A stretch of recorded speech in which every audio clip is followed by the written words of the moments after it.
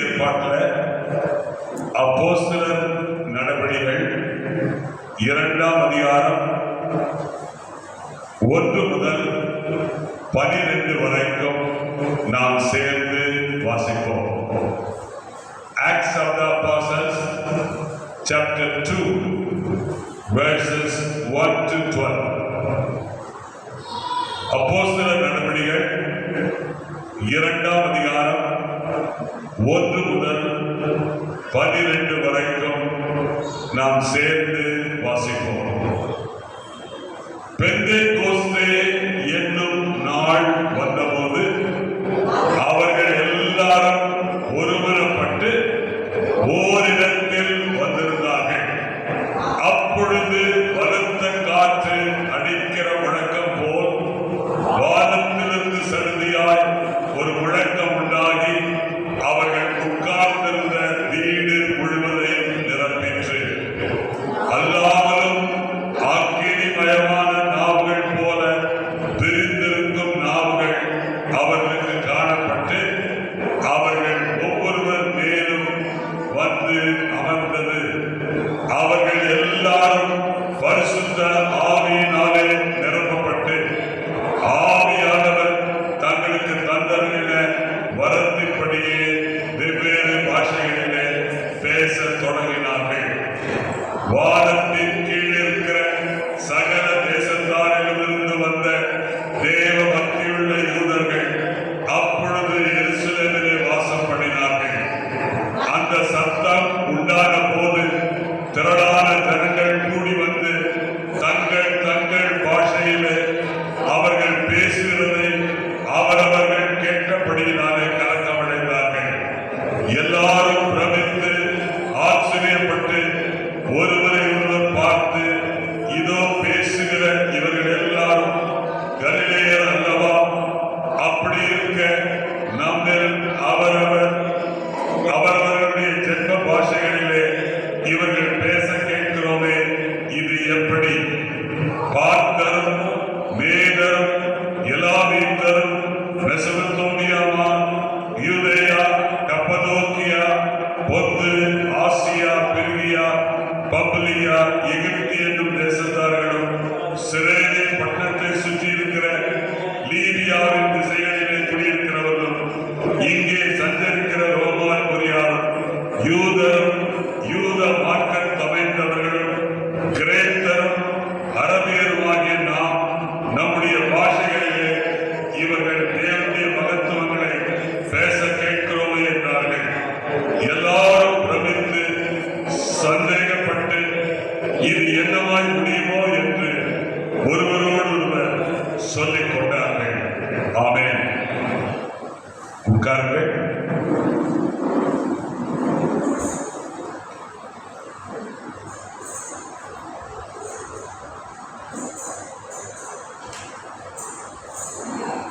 நம்முடைய பிதாவாகிய தேவனாலும் கர்த்தராகிய இயேசு கிறிஸ்துவினாலும் உங்களுக்கு கிருபையும் சமாதானமும் உண்டாவதாக.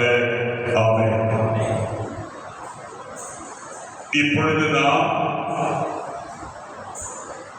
அப்போஸ்தலர் 2ஆம் அதிகாரம் முதல் வசனத்தை வாசிக்க கேட்போம்.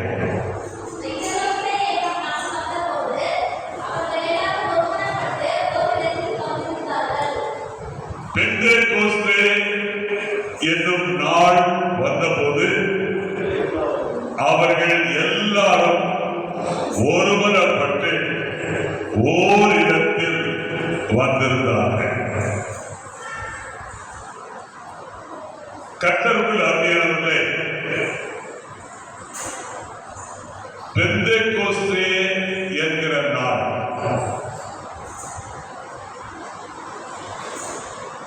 பஸ்கா பண்டிகை கொண்டாடி 7 வாரங்கள் கழித்து வருகிற வாரத்தின் முதல் நாள். இன்னொரு வார்த்தையில் சொல்லப்போனால் பெண்டிகாஸ்டோ என்கிற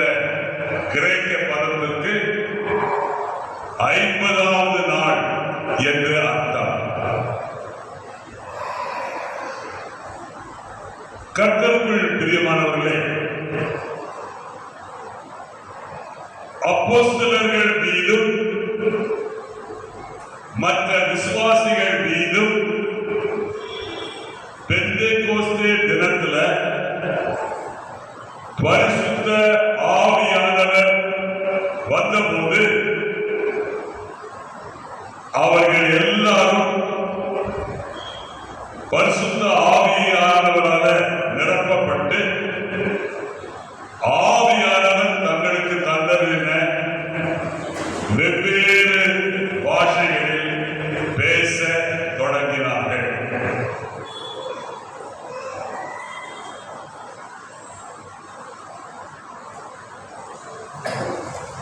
இந்த பேச வெவ்வேறு பாஷைகளிலே இவர்கள் பேச தொடங்கின போது எல்லாரும் பிரமித்து ஆச்சரியப்பட்டு ஒருவரை ஒருவர் பார்த்து இதோ பேசுகிற இவர்கள் எல்லாரும் கலிலேயர் அல்லவா அப்படின்ட்டு அவங்க ஆச்சரியப்பட்டாங்க. 12வது வசனத்தை நீங்க பார்த்தீங்கன்னா எல்லாரும் பிரமித்து சந்தேகப்பட்டு இது என்னமாய் முடியுமோ என்று ஒருவரோடொருவர் சொல்லிக் கொண்டார்கள் என்பதை நாம் பார்க்கிறோம். கர்த்தருக்குள் பிரியமானவர்களே, பெந்தேகோஸ்தே என்பது ஒரு சபையா? இல்லை. பெந்தேகோஸ்தே என்பது ஒரு பண்டிகை. பெந்தேகோஸ்தே என்கிற நாள் பண்டிகையை கொண்டாடுகிற நாள். கர்த்தருக்குள் அருமையானவர்களே, இன்றைக்கு அநேகருக்கு பெந்தேகோஸ்தே என்றால் என்ன என்று புரியவில்லை. ஆகவே இந்த ஆராதனையில நாம் பெந்தேகோஸ்தே என்கிற வார்த்தையினுடைய அர்த்தத்தை நாம் புரிந்து கொள்ள இருக்கிறோம். முதலாவது நாம் பார்க்கிறோம்,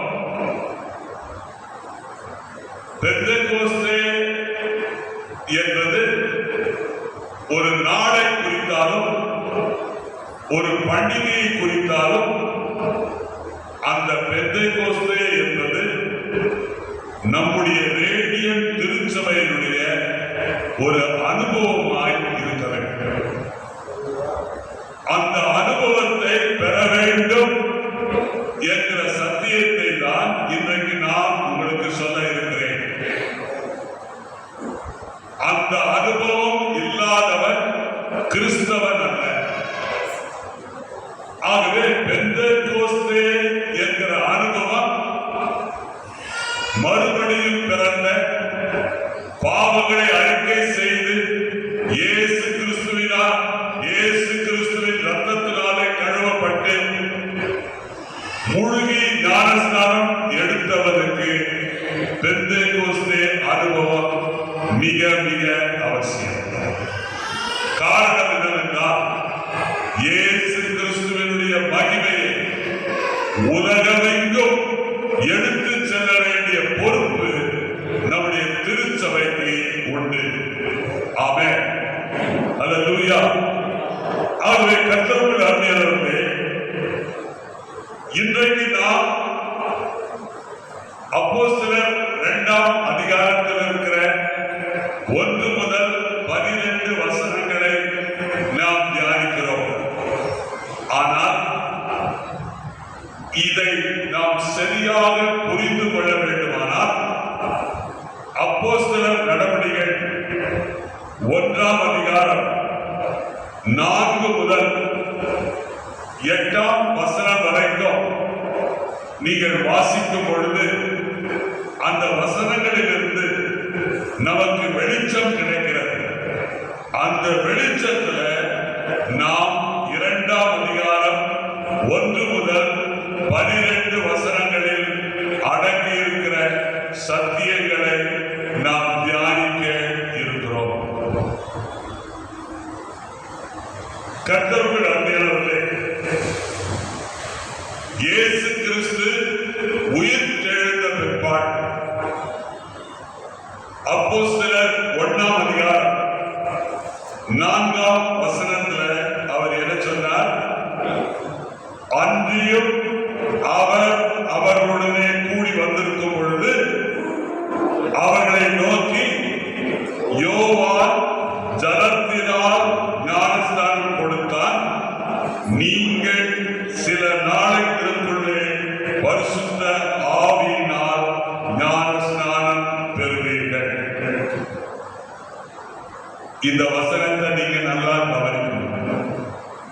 சில நாளைகளுக்குள்ளே பரிசுத்த ஆவியினாலே ஞானஸ்நானம் பெறுவீர்கள். இது ஒரு அனுபவம்.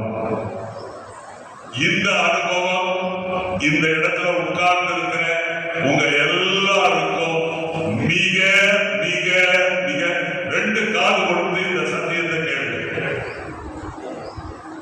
பரிசுத்த ஆவியினால ஞானஸ்நானம் பெற்றிருக்கிறீர்களா? இல்லையானால் பெற வேண்டும்.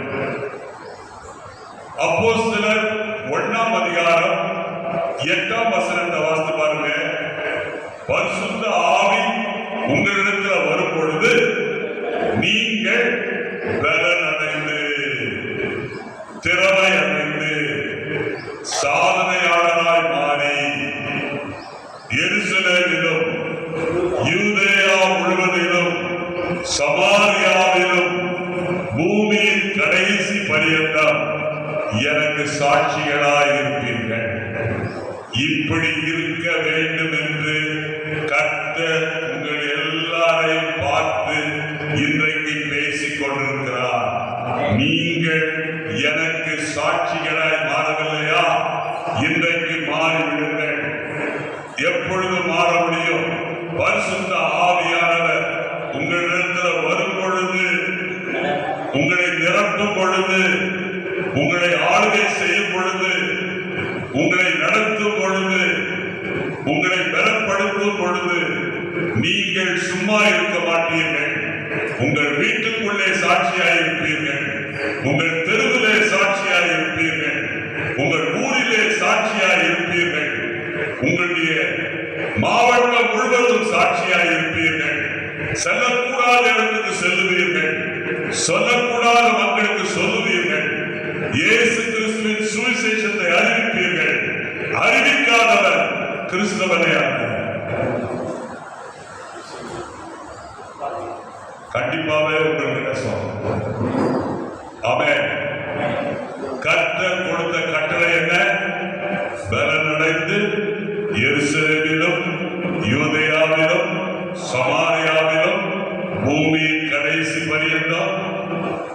உங்க காலை பார்த்து சொல்ல முடியுமா? நான் கிறிஸ்டியன் பள்ளிக்கு போனேன். உங்க காலை பார்த்து சொல்ல முடியுமா? நான் ஜாதா பள்ளிக்கு போனேன். உங்க காலை பார்த்து சொல்ல முடியுமா? நான் வசந்தபுரத்துக்கு போனேன். உங்க காலை பார்த்து சொல்ல முடியுமா? நான் வீட்டிங்க நகருக்கு போயிருக்கிறேன். உங்க காலை பார்த்து சொல்ல முடியுமா? நான் மிஷன் காம்பவுண்டுக்கு போயிருக்கிறேன்.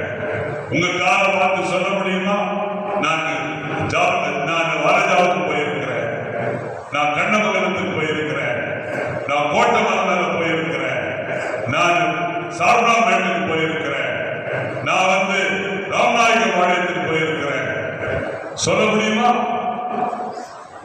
சொல்லவில்லையா? உன்னுடைய காலை பார்த்து சொல்லணும். நீ நடந்து சுவிசேஷனுடைய பாதங்களை இருக்கணும். அழகா அழகா எப்படி அழகு வரும்? நீ சுவிசேஷத்தை எடுத்துக்கொண்டு வீடு வீடா போய் அந்த சுவிசேஷத்தை சொல்லுகிற பாரு. அப்பதான் கர்த்தர் சொல்றாரு, சுவிசேஷனுடைய பாதங்கள் மலையின் மேல் இருக்கிறது. அது எவ்வளவு அழகா இருக்கு. அல்லேலூயா. ஆமென். அல்லேலூயா. அவருடைய ஆண்டவர் சொல்றாரு, அவர்கள் வல்லமை அடைந்து எருசலேமிலும் யூதேயாவிலும் சமாரியாவிலும் பூமியின் கடைசி பரியந்தம் எனக்கு எப்படி இருப்பீங்க? சாட்சிகளாய் இருப்பீங்க. அல்லேலூயா. அப்போ நீயும் நானும் யாருக்கு ஊழியம் செய்யணும்? கிறிஸ்துவுக்கு ஊழியம் செய்யணும். ஊழியம் செய்வது எதை பொறுத்திருக்கிறது? எதை சார்ந்திருக்கிறது?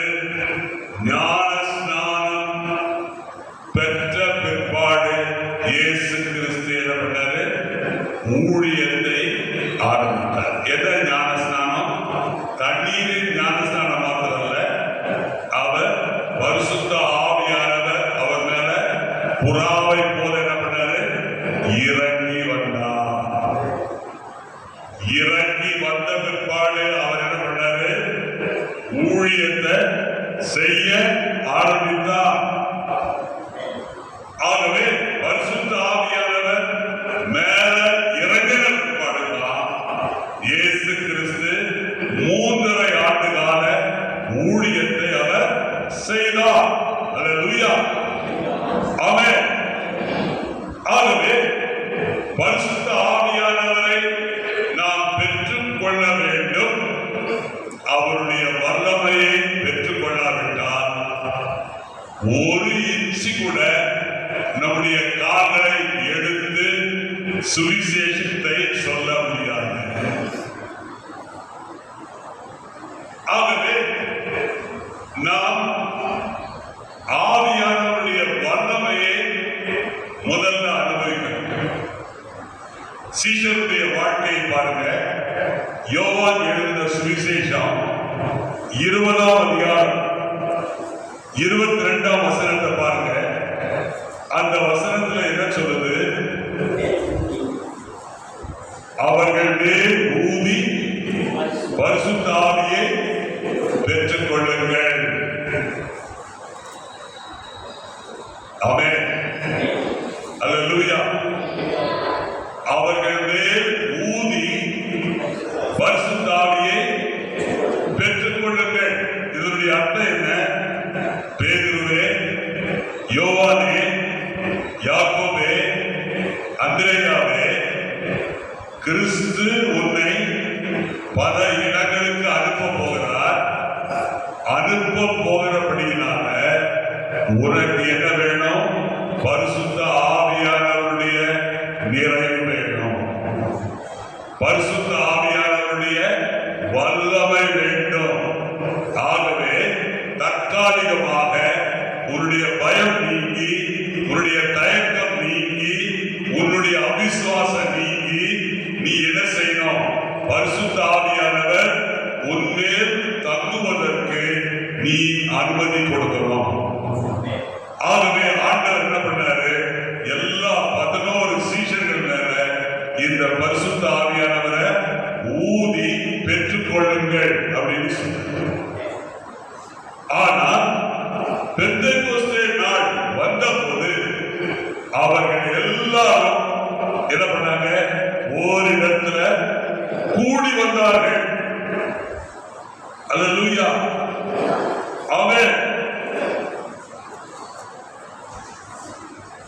அல்லேலூயா, அல்லேலூயா. பெந்தெக்கோஸ்தே நாள் வந்த பொழுது அவர்களுக்கு ஒரு அந்த சம்பவம், அன்றைக்கு நடந்த சம்பவம் ஒரு விசேஷமான ஆவிக்குரிய சம்பவமாக இருந்தது. தேவன் அவர்களோடு கூட பரிவர்த்தனை செய்தார். தேவன் அவர்களோடு கூட செயல்பட தொடங்கினார். தேவன் அவர்கள் மேல் ஒரு குறியீட்டை வைத்தார். ஒரு புதிய காலத்தை சீஷருடைய வாழ்க்கையில கர்த்தர் தொடங்கினார். அந்த தொடங்கப்பட்ட காலம்தான் பரிசுத்த ஆவியானவருடைய யுகம். அந்த காலம்தான் பரிசுத்த ஆவியானவருடைய நிறைவின் காலம்.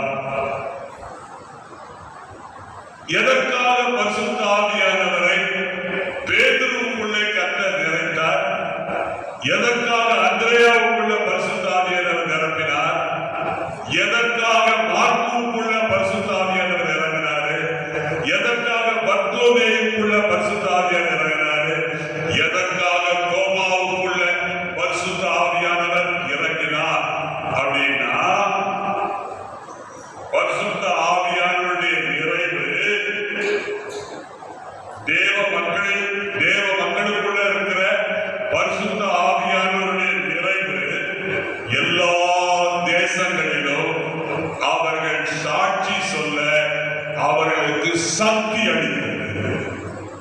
அல்லேலூயா, அல்லேலூயா, ஆமென். ஆகவே பெந்தெக்கோஸ்தே பெந்தேகோஸ்தே என்றால் என்ன அர்த்தம்? பெந்தேகோஸ்தே என்றால் தேவாதி தேவன் தமது சபையை தயாராக்குகிறார். அல்லேலூயா. எப்படி தயாராக்குகிறார்? அவருடைய ஆவியானவருடைய நிறைவினாலும் அவருடைய வல்லமையினாலும் ரேடியல் திருச்சபையை தயாராக்க அவர் இன்றைக்கு சித்த உள்ளவராக இருக்கிறார். நீங்க ரெடியா இருக்கிறீங்களா? அல்லேலூயா. காரணம் என்ன? இந்த ரேடியல் திருச்சபை மக்கள் மூலமாக பரிசுத்த ஆவியானவர் கிரியை செய்து அவர்களை வல்லமைப்படுத்தி இதுவரைக்கும் அறிவிக்கப்படாத, இதுவரைக்கும் கேட்டிராத, இதுவரைக்கும் ரட்சிக்கப்படாத மக்களுக்கு நல்ல செய்தியை, இயேசு கிறிஸ்துவின் பற்றின சுவிசேஷத்தை கொண்டு செல்லுகிற மக்களாக நீங்கள் மாற வேண்டும் என்று கர்த்தர் விரும்புகிறார். அல்லேலூயா. ஆமென். அல்லேலூயா. ஆகவே நம்ம இந்த அப்போஸ்தலர் 2ஆம் அதிகாரத்துல 11ஆம் வசனத்தை 10ஆம் வசனம் நீங்க 9வது வசனத்திலிருந்து 11ஆம் வசனம் வரைக்கும் வாசித்து பாருங்க.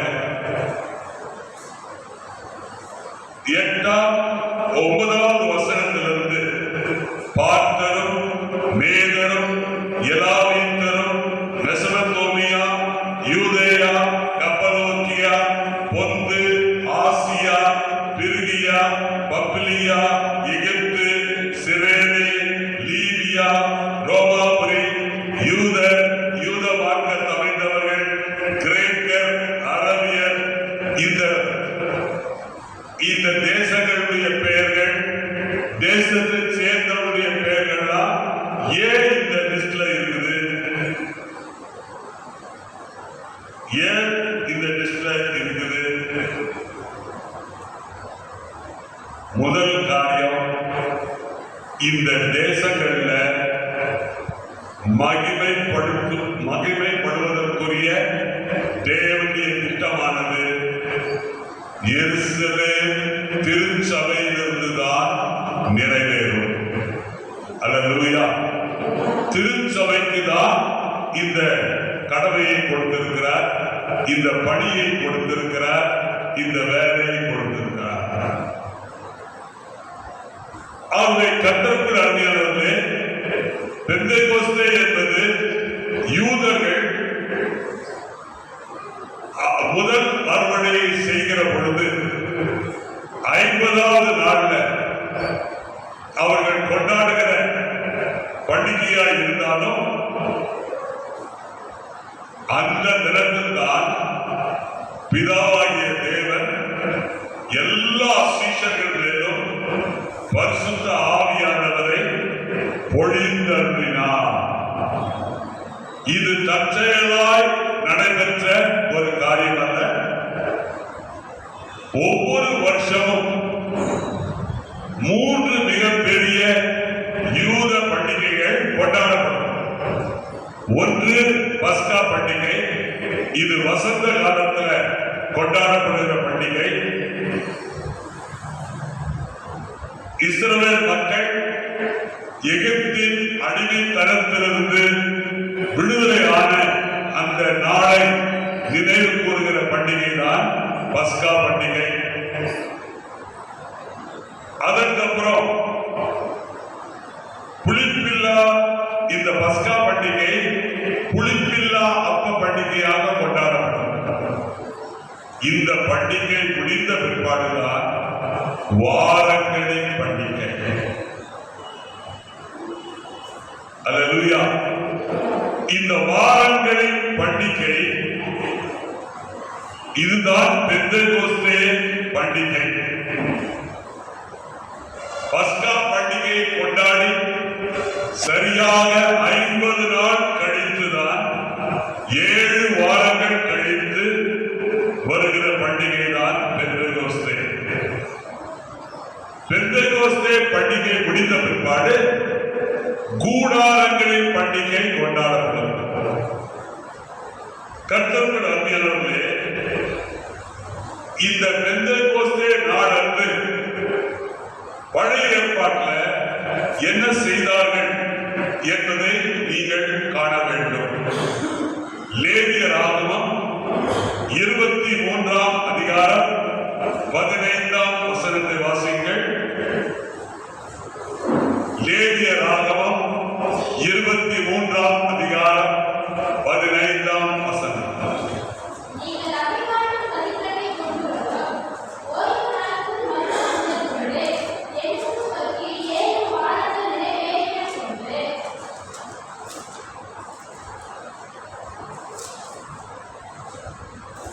நீங்கள் அசைவாட்டும் கதிர் கட்டை கொண்டு வரும் ஓய்வு நாளுக்கு மறுநாள் முதற்கொண்டு எண்ண துவங்கி 7 வாரங்கள் நிறைவேறின பிற்பாடு 7ஆம் ஓய்வு நாளுக்கு மறுநாளாகிய 50ஆம் நாள் மட்டும் எண்ணி கர்த்தருக்கு புதிய போஜன பலியை செலுத்த கடவீர்கள். ஆமென். அல்லேலூயா. அல்லேலூயா. ஆமென். ஆமென்.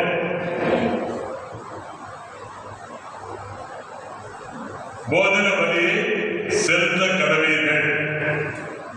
ஆமென். சரி, இப்ப போஜன பலியை எப்படி செலுத்துறது?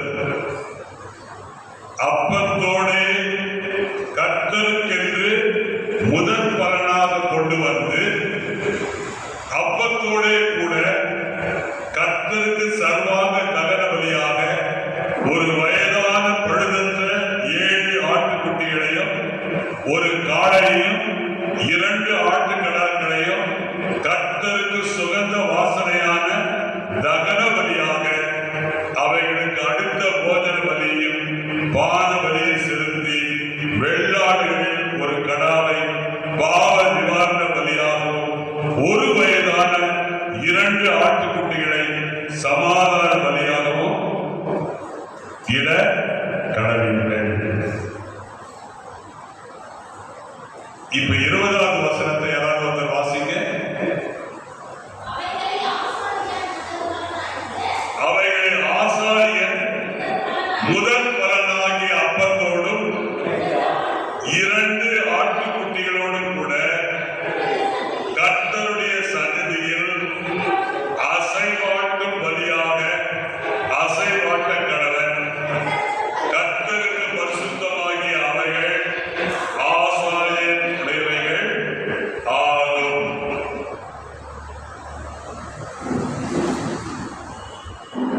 அவங்க என்ன செய்யணும்னா, ஒரு மரக்கால் மாவுல 10ல் ஒரு பாகம் எடுத்து அந்த 10ல் ஒரு பாகம் இருக்கிற அந்த மாவுல 2 கோதுமை அப்பங்களை செய்யணும். அந்த 2 கோதுமை அப்பங்களோடு கூட 2 ஆட்டுக்குட்டிகளை சேர்த்து கர்த்தருடைய சந்நிதியில் அவைகளை என்ன செய்யணும்? அசைவாட்ட வேண்டும்.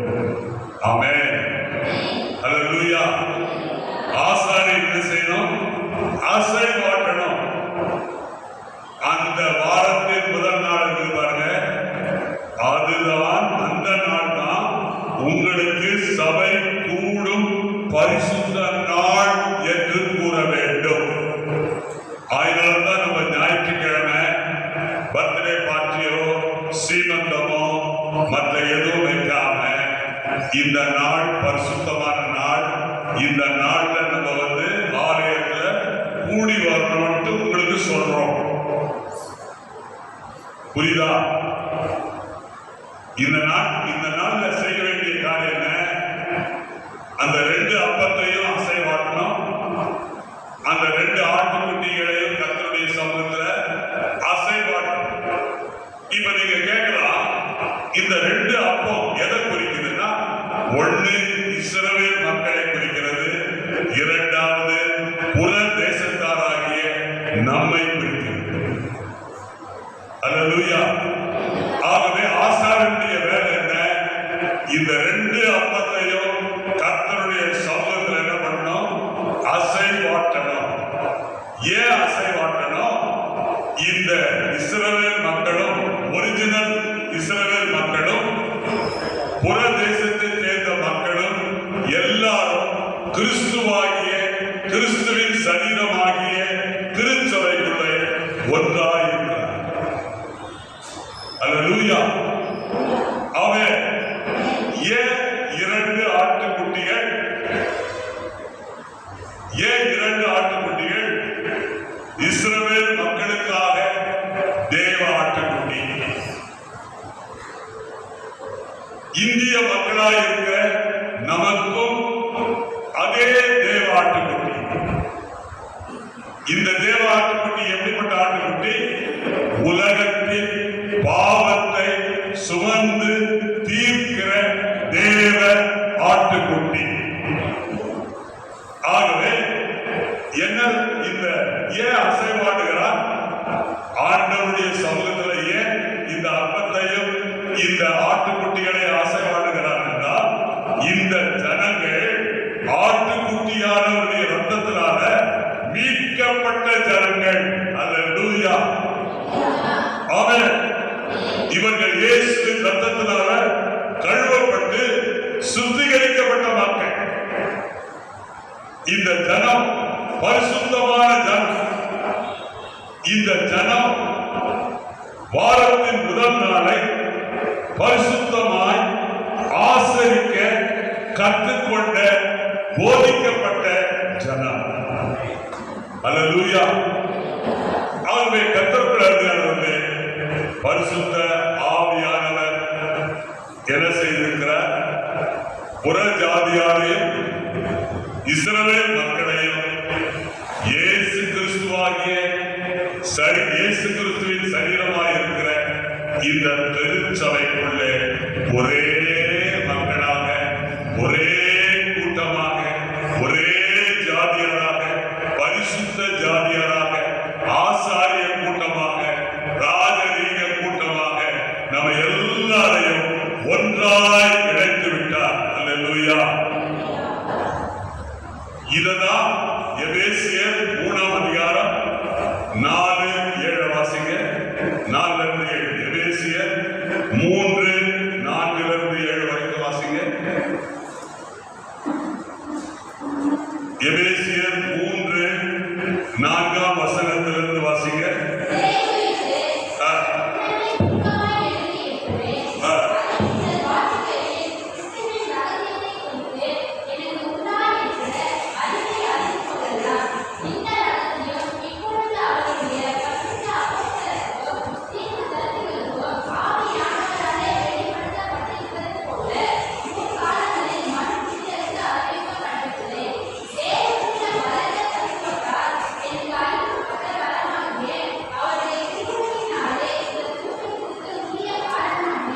அல்லேலூயா. இதுதாங்க ரகசியம். பவுல் சொல்றாரு, என்ன ரகசியம்னா, கிறிஸ்துவுக்குள் கிரேக்கன் என்றும் இல்லை, யூதன் என்றும் இல்லை, ஆண் என்றும் இல்லை, பெண் என்றும் இல்லை, படித்தவன் என்றும் இல்லை, படிக்காதவன் என்றும் இல்லை, தமிழன் என்றும் இல்லை, மலையாளி என்றும் இல்லை, எல்லாரும் இருக்கிறோம், ஒன்றாய் இருக்கிறோம். அல்லேலூயா. நமக்குள்ள எந்த வித்தியாசமும் இல்லை. இதுதான் ரகசியம். இல்லாவிட்டால் இதுதான் மர்மம். அல்லேலூயா. ஆகவே கர்த்தருக்குள் அருமையானவர்களே, நாம் கிறிஸ்துவிலே மீட்கப்பட்டிருப்பதனால உலகத்தாருக்கு நாம் வித்தியாசமான மக்களாய் இருக்கிறோம். அல்லேலூயா. இப்பொழுது வாசியுங்கள் மத்தேயு 16:18.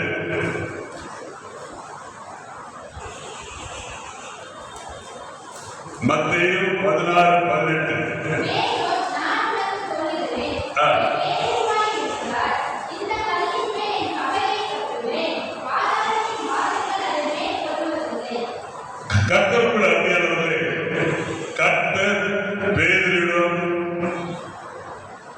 சொன்ன இந்த காரியத்தை நாம் ஞாபகத்துக்கு கொண்டு வருவோமானால் அவர் என்ன செய்வார்? கர்த்தர் என்ன பண்ணுவாருங்க? சபையை கட்டுவார். எதனால கர்த்தர் சபையை கட்டுகிறார்? நீ ஜீவனுள்ள தேவனுடைய குமாரனாகிய கிறிஸ்து. இந்த அஸ்திவாரத்தின் மேல் சபையை கர்த்தர் என்ன பண்றாரு? கட்டுகிறார். பாதாளத்தின் வாசல்கள் அதை மேற்கொள்வது இல்லை. பாதாளத்தின் வாசல்கள் அதை மேற்கொள்வது இல்லை. எப்படி பேதுரு நீ ஜீவனுள்ள தேவனுடைய குமாரனாகிய கிறிஸ்து என்று தன் வாயினால அறிக்கை பண்ணினாரோ, அதே மாதிரி ரேடியன் திருச்சபையில் இருக்கிற மக்களாகிய நீங்கள் பட்டி தொட்டியெல்லாம் எல்லா ஊர்களிலும், எல்லா தெருக்களிலும், எல்லா வீடுகளிலும் நீ இயேசு கிறிஸ்துவே ஜீவனுள்ள தேவனுடைய குமாரனாகிய கிறிஸ்து என்று நீ சொல்வாயானால் நீ என்ன செய்கிறாய்? சபைக்கு அஸ்திவாரம் போடுகிறாய். அஸ்திவாரம் ஆத்துமாக்களிலே, ரட்சிக்கப்படாத ஆத்துமாக்களிலே, இயேசுவை அறியாத ஆத்துமாக்களிலே நீ அஸ்திவாரம் போடுகிறாய். அந்த அஸ்திவாரத்தின் மேல் கர்த்தர் சபையை கட்டுவார். அல்லேலூயா, ஆமென். அவருடைய நாமம் மகிமைப்படும். கர்த்தருடைய அருமையானவர்களே, கர்த்தருடைய திருச்சபையாக நம்முடைய நோக்கம் என்ன? நம்முடைய சொந்த காரியங்களை கவனித்துக் கொண்டு நமக்கு நாமே சந்தோஷமாக இருக்க அல்ல. நம்முடைய நோக்கம் என்ன? ஆண்டவர் என்ன நோக்கம் வச்சுக்கிறார்? எல்லா தேசங்களிலும் தேவனை குறித்த அறிவை பரம்பச் செய்வதே தேவனுடைய நோக்கம். அதை எங்கிருந்து ஆரம்பிக்கணும்? நம்முடைய சொந்த எருசலேமிலிருந்து துவங்கணும். எருசலேம் எது? உன்னுடைய குடும்பம். அந்த குடும்பத்தில் நீ சாட்சி சொல். அந்த குடும்பத்தில் இருக்கிற மக்களுக்கு இயேசு பற்றி சொல்லு. அவர்கள் மனம் திரும்பட்டும். அவர்களுக்குள்ள அஸ்திவாரம் போடப்படட்டும். நீ அஸ்திவாரம் போடுறது உன்னுடைய வேலை. சபையை கட்டுவது கிறிஸ்துவனுடைய வேலை. அல்லேலூயா. நீ அஸ்திவாரம் போட்டுவாரு, கர்த்தர் சபையை கட்டுவார். பாதாளத்தின் வாசல்கள் அதை என்ன செய்யாது? மேற்கொண்டார். ஆகவே இன்றைக்கு நாம் புரிந்து கொள்ள வேண்டிய முதல் சத்தியம் என்ன? எல்லா தேசங்களுக்கும் தேவனை குறித்த அறிவை பரம்ப செய்வதே தேவனுடைய நோக்கம். அடுத்தது நம்ம என்ன செய்யணும்? இந்த பெந்தெகோஸ்தே இதனுடைய அர்த்தம் என்னன்னா, அடுத்தது என்னன்னா, நமக்கு லக்கு எது? காட்பாடி, ஜாபராப்பேட்டை, வசந்தபுரம், பிடிகே நகர், திருவள்ளுவர் நகர், நல்லார்பட்டறை, விருப்பாட்சிபுரம், வன்றந்தாங்கல், பாலத்தூர். நம்முடைய லக்கு என்ன? காட்பாடி தாலுகா, வேலூர் மாவட்டம், தமிழ்நாடு, இந்தியா. இதுதான் நமக்கு சகல தேசங்கள். இந்த தேசங்கள் தான் நம்முடைய லக்கு. புரியுதுங்களா நான் சொல்றது உங்களுக்கு? அப்ப நம்ம என்ன பண்ணணும்? அப்போஸ்தலர் 2:9-11 வரைக்கும் நீங்க வாசித்து பாருங்க. பரிசுத்த ஆவியானவர் லூக்காவுக்கு ஏவுதல் கொடுத்து எத்தனை தேசத்தினுடைய பெயர்களை அந்த இடத்துல எழுதி வச்சு. அப்படின்னா என்ன அர்த்தம்? இந்த 120 பேரும் பரிசுத்த ஆவியால் நிரம்பினாங்க இல்லைங்களா? இவங்கெல்லாம் என்ன பாஷையை பேசுறாங்க? அந்நிய பாஷைகளை பேசினாங்க. ஏன் அந்நிய பாஷைகளை பேசுறாங்க? இந்த அந்நிய பாஷைகள் என்ன? அங்க கூடி வந்திருந்த இந்த தேசங்களைச் சேர்ந்த மக்கள் பேசின பாஷை தான். எருசலேமில் இருக்கிற யூதர்கள் பேசின அந்நிய பாஷை. ஏன் ஆண்டவர் பாபேல் கோபுரத்துல பாஷைகளை தாறுமாறாக்கிற கர்த்தர் பெந்தேகோஸ்தே தினத்தன்று நவமான புதிய பாஷையை கர்த்தர் கொடுத்தார். அந்த பாஷையை பேசினவர்கள் அன்றைக்கு எருசலேமில் பெந்தேகோஸ்தே பண்டிகையை கொண்டாடுவதற்கு அந்த ஊர்ல வந்திருந்தாங்க. அவர்கள் எல்லாரும் கலிலேயராகிய இவர்கள் அந்த பாஷையை பேசினதை கேட்டார்கள்.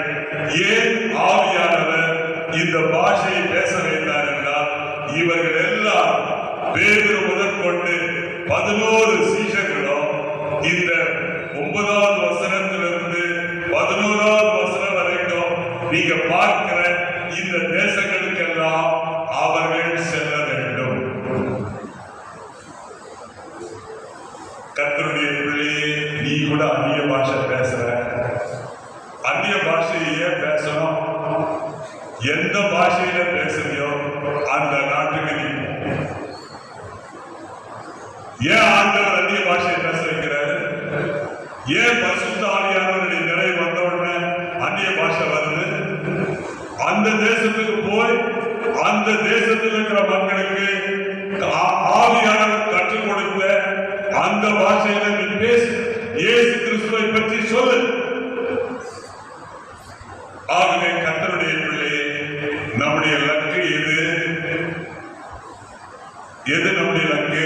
பழைய காப்பாடு. நம்முடைய லக்கு என்ன? ஜாப்ராபேட். நம்முடைய லக்கு என்ன? திருவள்ளுவர்.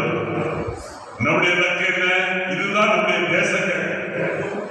ஆனா நல்ல வேலைக்கு இந்த தேசங்கள்ல நீங்க அந்நிய பாஷை பேச வேண்டிய அவசியம் இல்லை.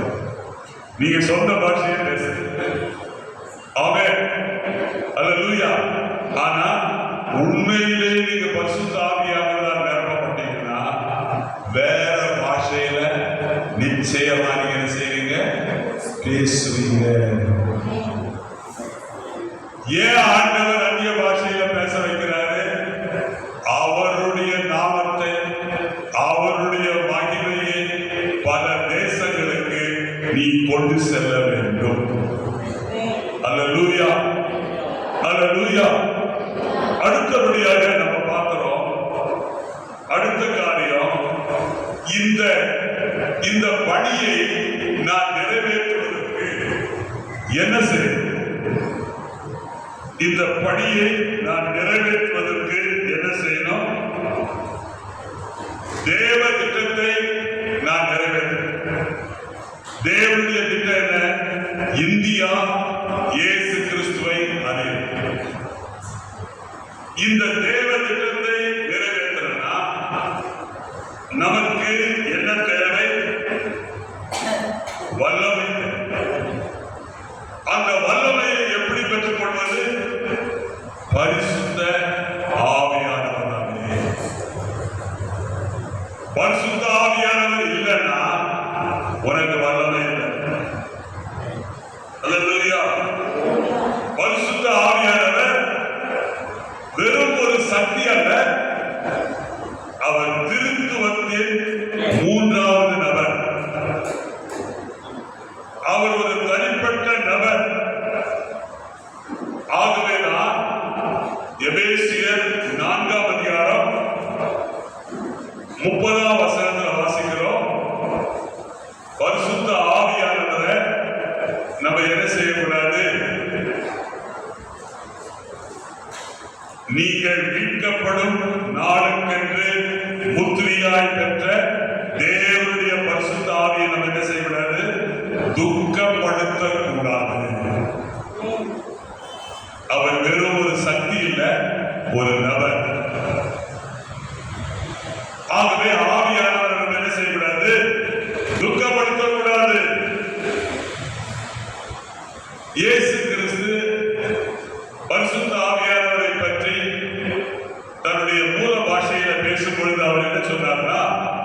இந்த பரிசுத்த ஆவியானவர் உங்களை தேற்றுகிறவர். அல்லேலூயா. தேற்றுகிறவர்னா என்ன அர்த்தம்னா, அழாத அழாத கலங்காத துக்கப்படாத வெசனப்படாதன்னு சொல்றவர்ல. தேற்றுகிறவர்னா என்ன அர்த்தம்னா, உன்னுடைய பக்கத்துல உதவியாளராக இருக்க அழைக்கப்பட்டவர் தான் பரிசுத்த ஆவியானவர். அல்லேலூயா, அல்லேலூயா. ஆகவேதான் அப்போஸ்தலர் 5ஆம் அதிகாரம் 3ஆம் வசனத்துல நம்ம என்ன சொல்றோம்? பேதுரு அவரை நோக்கி, அனனியாவே, நிலத்தின் கிரயத்தில் ஒரு பங்கை வஞ்சித்து வைத்து பரிசுத்த ஆவியின் இடத்துல பொய் சொல்லும்படி சாத்தான் உன் இருதயத்தை நிரப்பினது என்ன? நீ மனுஷனிடத்தில் அல்ல, 4ஆம் வசனத்தில் வாசிக்கிறோம், நீ தேவனிடத்துல பொய் சொன்னாய். அப்ப ஆவியானவர் ஒரு நபர். ஆகவே கர்த்தருக்குள் அருமையானவர்களே, ஆவியானவர் நமக்கு என்ன செய்யறாரு? ஜலத்தினாலும் ஆவியினாலும் நம்ம என்ன செய்யணும்? மறுபடியும் பிறக்கணும். ஆகவே பரிசுத்த ஆவியானவருடைய நிறைவு ஏன் வேணும்? நீ மறுபடியும் என்ன செய்யணும்? பிறக்கணும். மறுபடியும் ஏன் பிறக்கணும்னா, இயேசு கிறிஸ்து 3 வருஷம் என்ன செய்தாரோ அததான் நீயும் நானும் இந்த காட்பாடியில செய்யணும். அல்லேலூயா, அல்லேலூயா. ஆகவேதான் யோவான் 14ஆம் அதிகாரம் 16ஆம் வசனத்தில் வாசிக்கிறோம், நான் பிதாவை வேண்டிக் கொள்வேன், அப்பொழுது என்றென்றைக்கும் உங்களுடனே கூட இருக்கும்படிக்கு சத்திய ஆவியாகிய வேறொரு தேற்றவாளனை அவர் உங்களுக்கு தந்தருவார். அல்லேலூயா, ஆமென். ஆகவே இயேசு கிறிஸ்து பரிசுத்த ஆவியானவரை நமக்குள்ளே நிரந்தரமாய் தங்கி இருக்க வைக்க அவர் சித்தமுள்ளவராய் இருக்கிறார். எப்பொழுது பரிசுத்த ஆவியானவர் உங்களுக்குள்ள தங்கி இருக்க ஆரம்பிக்கிறாரோ அன்றிலிருந்து 1 கொரிந்தியர் 3:16 படி நீங்கள் தேவனுடைய ஆலயமாய் மாறுகிறீர்கள். அல்லேலூயா, அல்லேலூயா, ஆமென், ஆமென். ஆகவே கர்த்தருக்குள் அருமையானவர்களே, அப்போஸ்தலர் 1ஆம் அதிகாரத்துல 5ஆம் வசனத்துல பரிசுத்த ஆவியானவருடைய ஞானஸ்நானத்தை பற்றி பார்க்கிறோம். ஞானஸ்நானம் ஊழியத்தைக்கு உன்னை முன்குறிப்பு.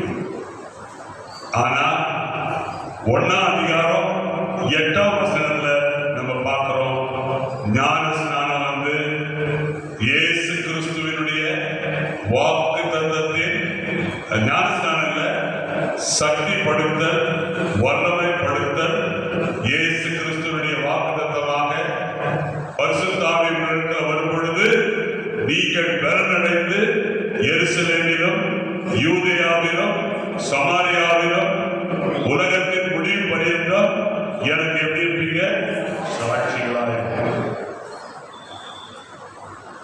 அப்போஸ்தலர் 8ஆம் அதிகாரத்தை வாசிப்பாருங்க. சமாரியர்கள் மேல் பரிசுத்த ஆவியானவர் ஊற்றப்பட்டார். அப்போஸ்தலர் மூலமாக இப்பொழுது சமாரியர்களும் அப்போஸ்தலர்களும் ஒன்னா சேர்ந்து ஒரே சபையில அங்கத்தினர்களாய் மாறிவிட்டார்கள். அல்லேலூயா. அப்போஸ்தலர் 10ஆம் அதிகாரத்துல எபேசுவிலே யோவானின் ஞானஸ்நானத்தை பின்பற்றுகிறவர்களுக்கும் இதே காரியம் நடந்தது. என்ன காரியம்? எல்லாரும் பரிசுத்த ஆவியினால நிரப்பப்பட்டார். ஆகவே கர்த்தருக்குள் அருமையானவர்களே,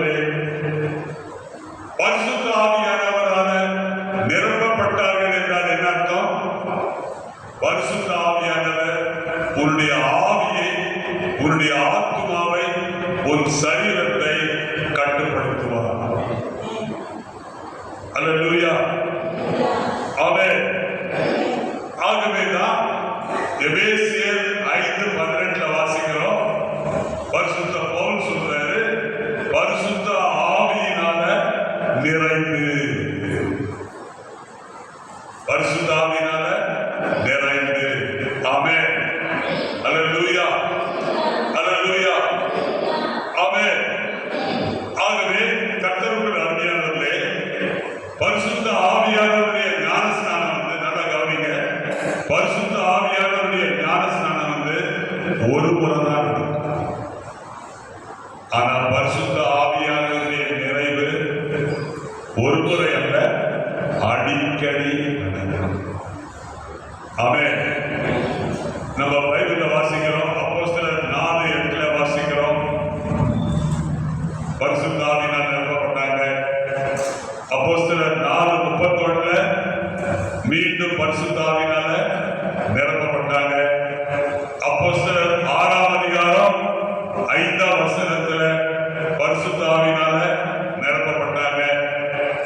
அப்போஸ்தலர் 7ஆம் அதிகாரத்துல ஸ்தேவான் கல்லெறிந்து கொல்லப்படுகிற வேளையில பரிசுத்த ஆவியினால நிரப்பப்பட்டார். 7ஆம் அதிகாரம் 55ஆம் வசனத்துல.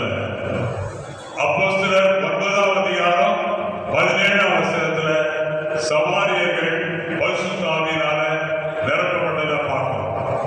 அப்போஸ்தலர் 13ஆம் அதிகாரம் 9ஆம் வசனத்திலையும் பரிசுத்த ஆவியானவர் அப்போஸ்தலர்களை மறுபடியும் நிரப்புகிறார்.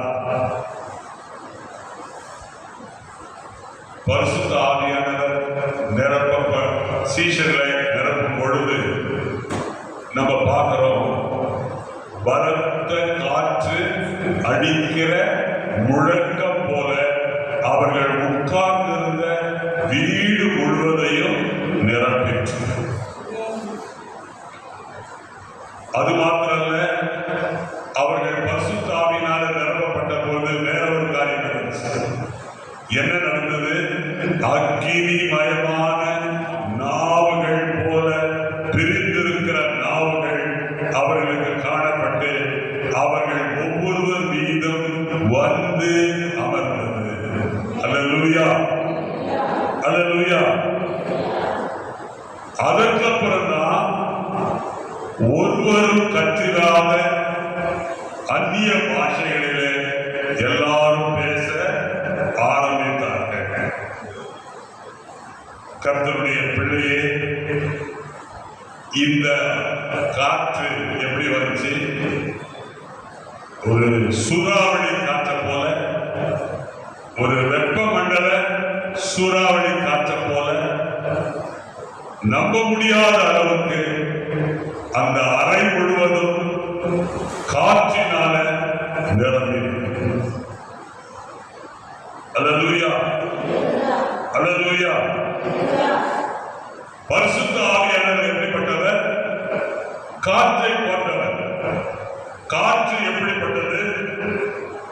காற்றை போல பரிசுத்த ஆவியானவர் வல்லமையுடையவர். அல்லேலூயா, அல்லேலூயா. ஆகவே கர்த்தருக்குள் பிரியமானவர்களே, இந்த பரிசுத்த ஆவியானவரை நாம் என்ன செய்ய முடியாது? காண முடியாது. பரிசுத்த ஆவியானவரை காண முடியும். காரணம் என்னன்னா, அவர் காற்றை போன்றவர். ஆனால் அவர் செய்கிற விளைவுகளை நாம் பார்க்கிறோம். ஆமென், அல்லேலூயா. ஆவியானவர் எப்படிப்பட்டவர்? ஆற்றல் உள்ளவர், சக்தி வாய்ந்தவர். பாவத்தில் மரித்து கிடக்கிற மனிதனை உயிர்ப்பிக்கிறார். ஆகவே கர்த்தருக்குள் அருமையானவர்களே, இந்த நாவுகள் எதை குறிக்கிறது? அக்னிமயமான நாவுகள் எதை குறிக்கிறது? தேவனுடைய பரிசுத்த பிரசன்னத்தை அடையாளப்படுத்துகிறது.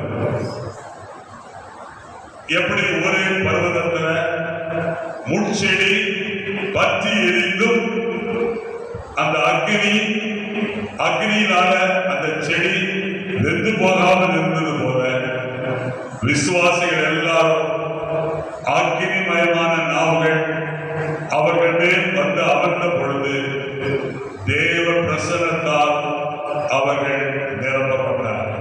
அல்லேலூயா, அல்லேலூயா, ஆமென். அதனால்தான் இயேசு என்ன சொன்னாரு? பூமியின் மேல அக்னியை போடவே வந்தேன் அப்படின்ட்டு நாம் பார்த்தோம். ஆகவே பெந்தேகோஸ்தே தினத்தன்று அக்னிமயமான நாவுகள் தேவனுடைய பரிசுத்த வல்லமை அவருடைய வசனத்தை பிரகடனப்படுத்துவதற்கு உதவி செய்யும். கர்த்தருடைய பிள்ளையே, இன்றைக்கு அந்த அனுபவம் உனக்கு வேண்டாமா? உனக்கு அபிஷேகம் வேண்டாமா? இப்படியே உண்மையா இருக்க விரும்புறையா?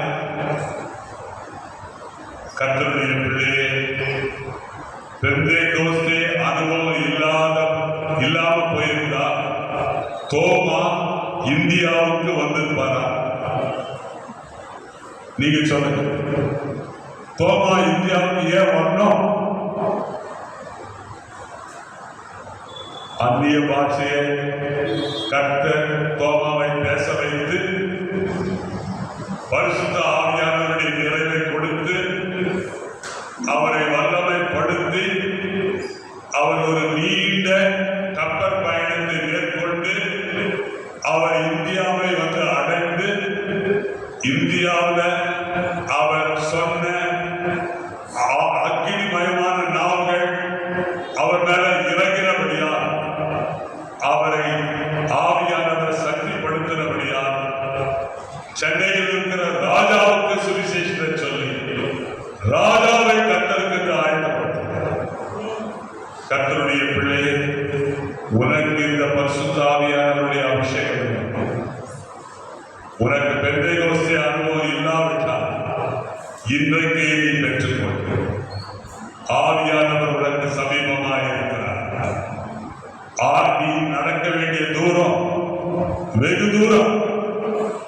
உன்னுடைய எல்லைகள் நாளுக்கு நாள் விஸ்தாரமாக வேண்டும். நீ வீட்டில் உட்கார்ந்து சாப்பிட்டு தூங்குறதுக்கு உலக வேலையை செய்துவிட்டு இதுக்காக தான் கர்த்தருடைய காட்பாடியில் வச்சிருக்கிறார்கள். ஆண்டவருடைய நோக்கம் என்ன? ஆண்டவருடைய நோக்கம் என்ன? கிரேத்த, அரபியர், எலாபீத்தர்,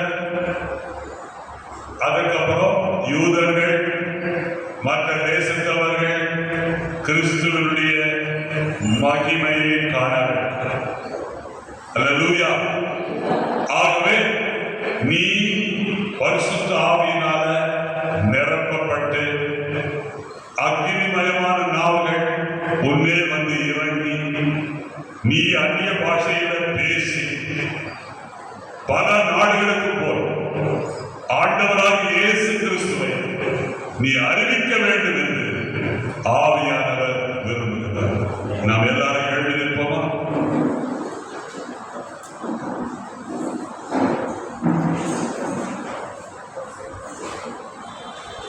எல்லாரும் கண்களை போடுவோம், கைகளை உயர்த்துவோம். அபிஷேகியும் தூய ஆவியே, அனல் மூட்டும் தூய ஆவியே, அபிஷேகியும் தூய ஆவியே, அனல் மூட்டும் தூய ஆவியே, அபிஷேகியும் தூய ஆவியே, அனல் மூட்டும் தூய ஆவியே, அபிஷேகியும் தூய ஆவியே, அனல் மூட்டும் தூய ஆவியே, ஆவியே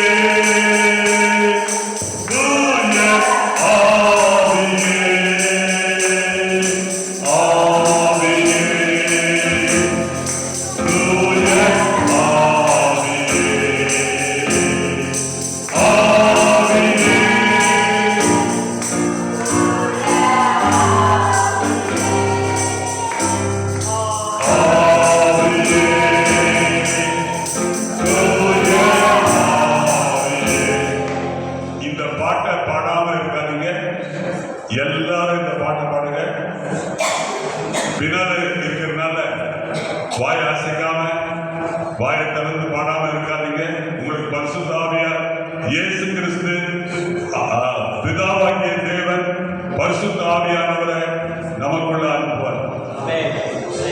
உனக்குள்ள பரிசுத்த ஆவியானவர் வரணுமா? எல்லாரும் சேர்ந்து பாடுங்க. ஆவியே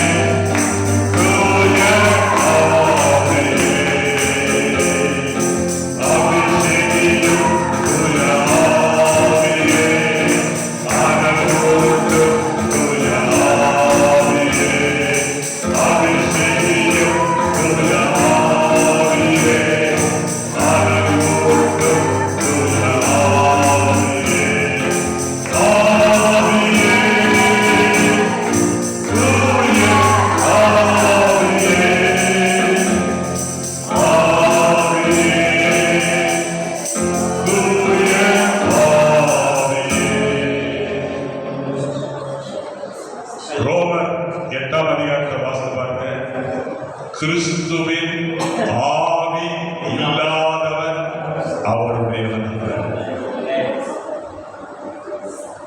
நான் சொல்லல, வசனம் சொல்ல.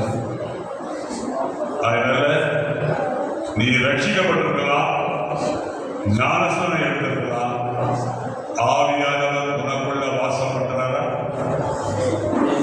இல்லையானால் நீ சனிக்கிழமை உபவாச ஜெபத்துக்கு வா, உனக்காக விசேஷமா ஜெபம் பண்ணும். இப்பொழுது நாம் நம்முடைய பாட புஸ்தகத்துல 25ஆம் பாடலை